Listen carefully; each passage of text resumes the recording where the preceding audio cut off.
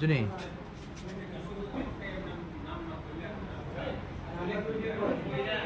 পরে বলছি ওই রুমে যে টিচার আছে ওর গার্জিয়ানকে ফোন করছেন বেশ কয়েকবার ফোন করছি, গার্জিয়ান তো ফোন রিসিভ করতে আসে।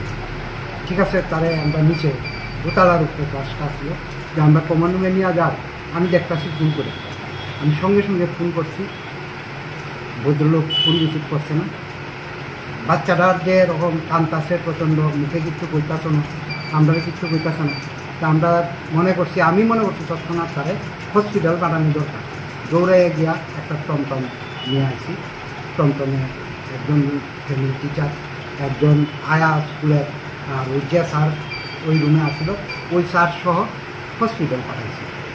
হসপিটাল পাঠানোর পর ডাক্তার তখন আসলো রাজেশ দেববর্মা, পরে জানতে পারছি রাজেশ দেববর্মা করছে অবজারভেশন হসপিটালে অ্যাডমিট করাইছে। অ্যাডমিট করানোর কিছুক্ষণ পর এনে গার্জিয়ান আইসে করে টিচার ধরে বলছে আপনারা জান গিয়া কী হয়েছে।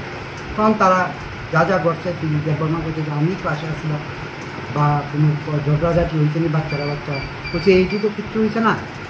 সে হঠাৎ করে বমি করছে, তারপরে আমি দেখতে আনছি পাশের রুমের ম্যাডাম রে, তারপরেই সারা বছর হসপিটাল গেছে। আচ্ছা স্যার, আরেকটা প্রশ্ন আছে, বাচ্চারা যখন স্কুলে ছিল তখন শারীরিক অবস্থা কীরকম ছিল?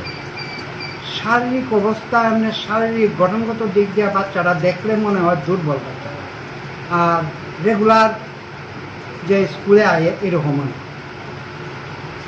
আপনারা কালকে ফোন করে তাকে এনেছিলেন স্কুলে? ফোন কালকে কী হয়েছে স্টুডেন্টটা কী দিয়েছি, যেহেতু অ্যান্ডলাইন সার্ভে খাইবে, তার অসুস্থ কিনা, অসুস্থ হলে তো বাড়িতে গিয়া প্রয়োজন আমরা পরীক্ষা নিই, তখন লই আসি তার পর নিয়ে আসি, বা তার অসুস্থ এরকম কইজন দিয়া গেছে।